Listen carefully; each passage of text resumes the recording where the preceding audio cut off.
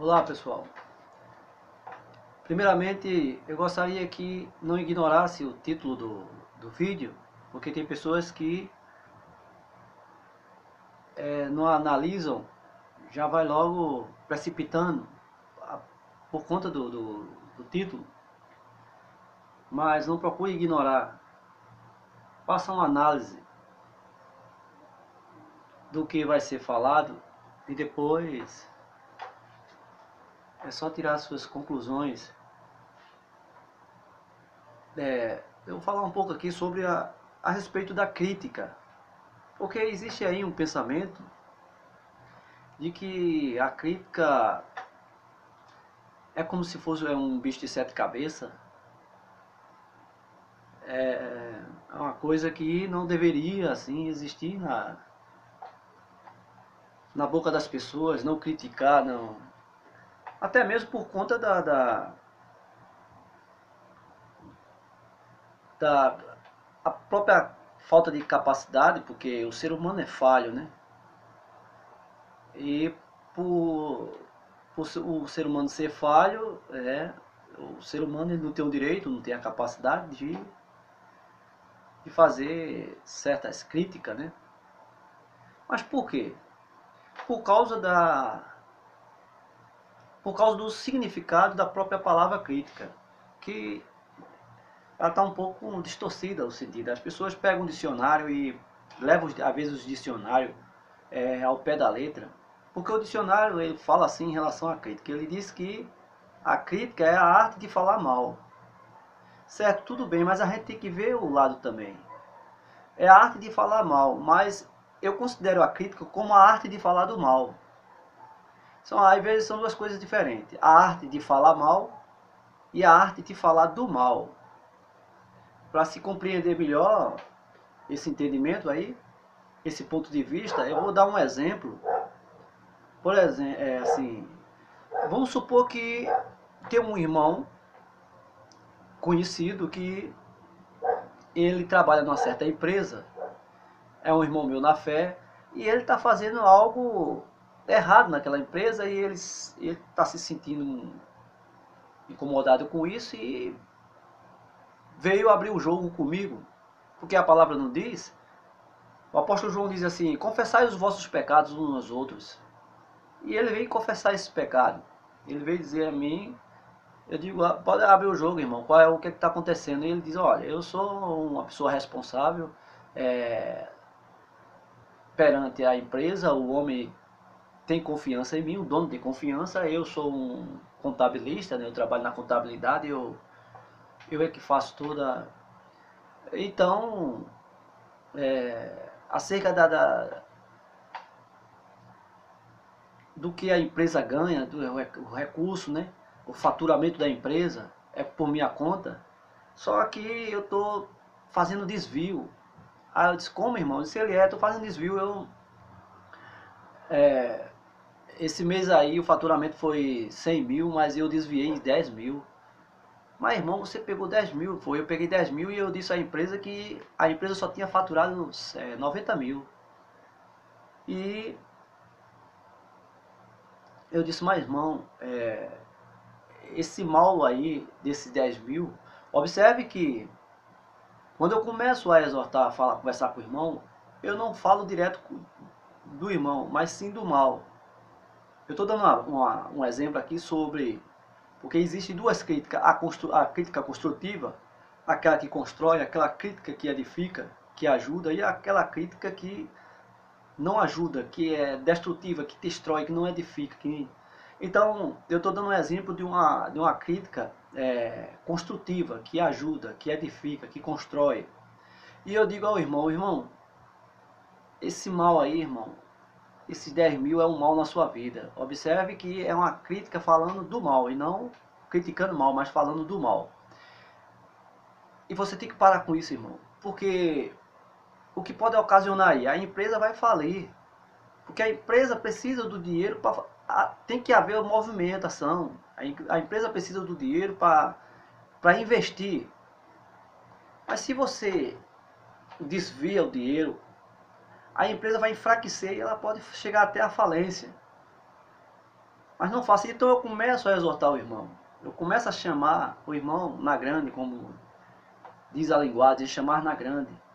Então veja que no momento da exortação, da repreensão, observe que a crítica, a repreensão e a exortação, elas devem andar junto. É como se elas estão uma longe da outra e ela vai indo no mesmo caminho, quando chega lá na frente elas se encontram. Porque elas não podem viver separadas. Então ali eu comecei a exortar e tal, e ali o irmão vai me dando ouvido. Isso aí eu chamo da crítica, falando do mal, que é uma crítica que constrói, que ajuda, que edifica, mas também existe aquela crítica que derruba, que atrapalha, que não edifica. É a crítica, é a primeira crítica, a crítica que eu chamo, o próprio dicionário diz, a arte de falar mal. Vamos supor que ele me conte o que está acontecendo e eu já vou logo dizendo, você é ladrão, irmão. Você é um ladrão, você faz um negócio, você é ladrão.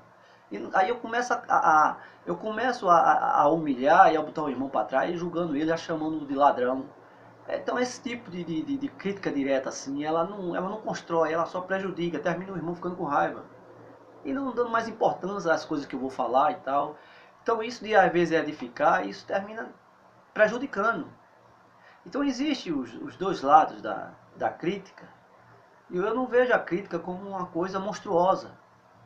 Por isso que eu digo que a crítica é necessária. Aí eu coloquei, por isso que eu coloquei aí o tema, que às vezes criticar é necessário. E ficar calado, às vezes é pecado. Como assim? Vamos supor que ele me conte essa situação, e quando ele termina de contar, eu digo assim, irmão, depois a gente conversa sobre isso aí, eu não vou falar nada agora não. Depois a gente conversa entrando nesse detalhe aí. E eu de repente nunca mais eu procure ele para conversar sobre aquele assunto. Vamos supor que eu não dê mais atenção a isso, não ligue mais para isso. Aí eu pergunto, isso foi bom diante de Deus? Será que Deus aceitou isso? Será que eu agi correto? Pois eu digo a vocês que eu agi pior do que ele.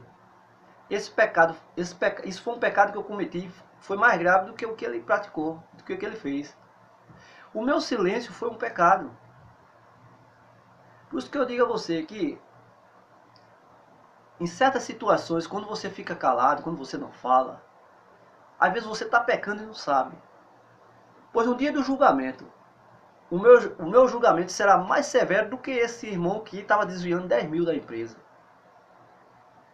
Por isso que eu coloquei o tema e pedi para que não ignorasse o tema, mas que escutasse pelo menos. Então existe esses dois lados da crítica. Agora, eu posso dar exemplo nas escrituras de que os personagens também criticavam. Eu vou falar do personagem principal, do personagem maior, Jesus Cristo, ele criticava.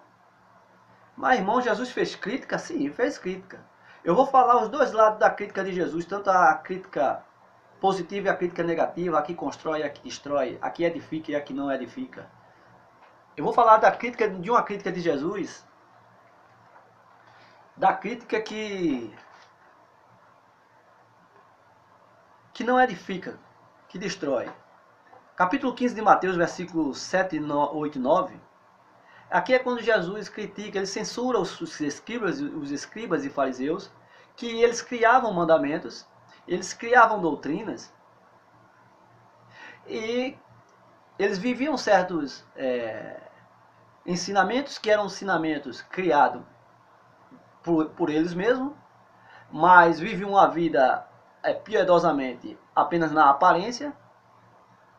Jesus conhece, ele que conhece o coração dos homens, ele viu que eram pessoas falsas, por isso que ele diz no capítulo 7, versículo 7, hipócritas, Isaías estava certo quando falou a respeito de vocês. Este povo, disse Deus, honra-me com suas palavras, mas na verdade o seu coração está longe de mim. Não adianta nada me adorarem, porque ensinam doutrinas humanas como se fossem mandamentos de Deus. Então observe que o Jesus ele faz uma crítica já derrubando. Ou seja, é a crítica falando direto mal da pessoa. Ou seja, Jesus aqui o chamou logo de falsos. Quem é falso, morre falso. Quem é verdadeiro, morre verdadeiro.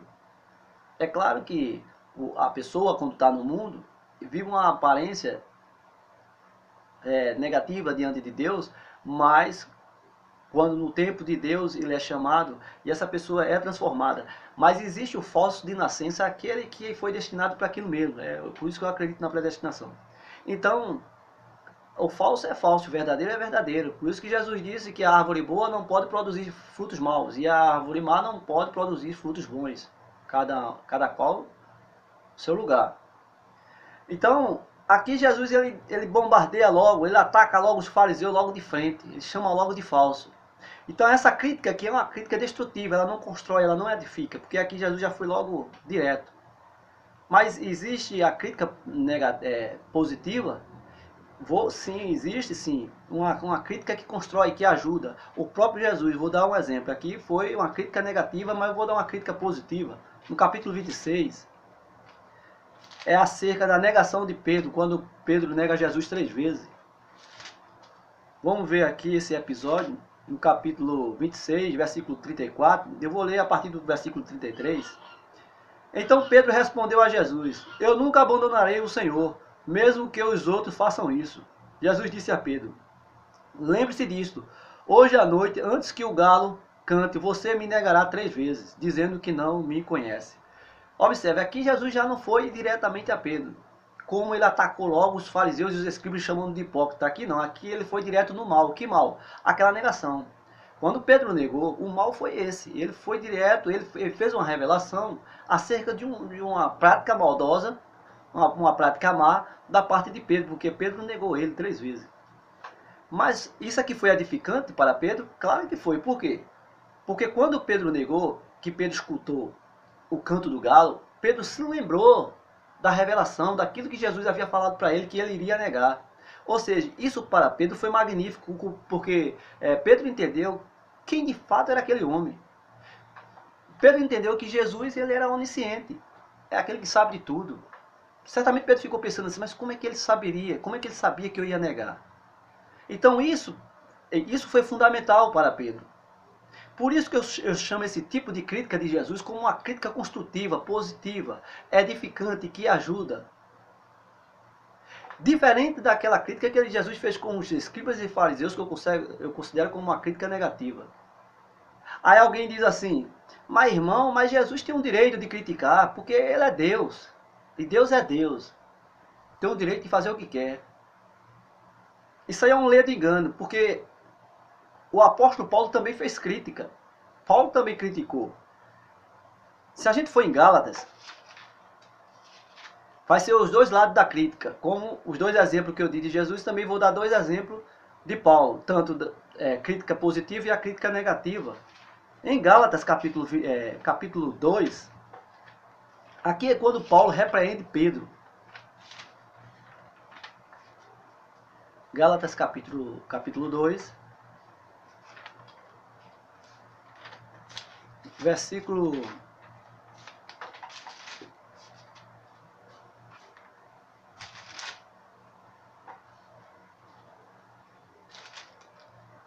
Gálatas 2.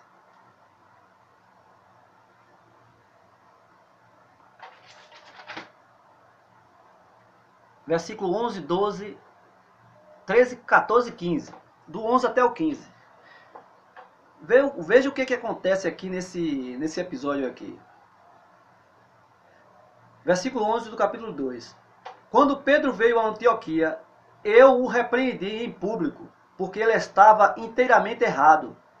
Antes de chegarem ali alguns homens que Tiago tinha mandado, Pedro comia com os irmãos que não eram judeus. Mas depois que aqueles homens chegaram, ele não queria mais comer com os não-judeus. Observe que Pedro estava comendo com os gentios. E aí, quando a turma chegou, Pedro se afastou-se. Tirou logo o cavalinho da chuva.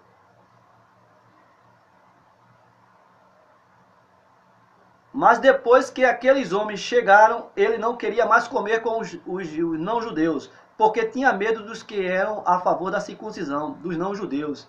E também os outros irmãos judeus começaram a agir como covardes, do mesmo modo que Pedro. Quer dizer, nesse caso, Pedro foi covarde. E os outros foi na mesma onda de Pedro. Foram tudo covarde. E até Barnabé se deixou se levar pela covardia, quer dizer, até Barnabé também, pela covardia dos outros, de Pedro e dos outros judeus. Então aí Paulo, quando vi que não estavam agindo direito, nem de acordo com a verdade do Evangelho, eu disse a Pedro diante de todos. Veja que Paulo agora fala do comportamento de Pedro. Você é judeu, mas não está vivendo como judeu, e sim como os não-judeus. Como é então que você quer obrigar os não-judeus a viverem como judeus? Observe aqui que Paulo faz uma crítica. É por isso que eu digo que a exortação, a repreensão e a crítica, eles têm que estar juntos, eles têm que andar juntos. Observe que Paulo ele faz uma crítica, ele faz uma repreensão, mas não querendo botar Pedro para trás.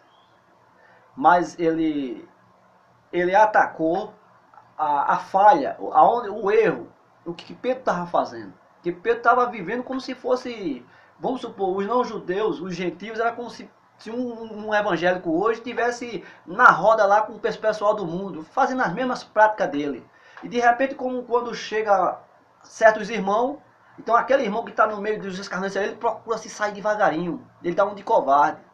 Mas só que certos irmãos viu e aí repreende ele. Mas rapaz, tu se diz crente, tu se diz evangélico, no meio da turma aí, no meio dessa turma do mundo aí, fazendo as mesmas coisas que eles, rapaz. Como é que tu quer que eles se tornem servo de Jesus?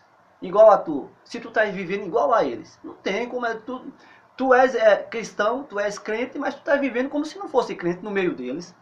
Veja, essa foi a repreensão que Paulo deu. Então observe que essa forma de crítica, né, quando Paulo disse tu és judeu e tal, essa forma de crítica foi uma crítica para a edificação. Ele não quis botar Pedro para trás, ele não acusou Pedro, ele não fez nenhum tipo de difamação, ele apenas fez uma exortação, que essa exortação, Paulo quando fez em público, serviu até para os outros, como exemplo.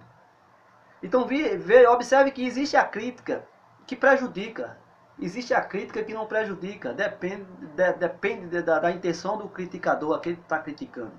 Agora também existe uma crítica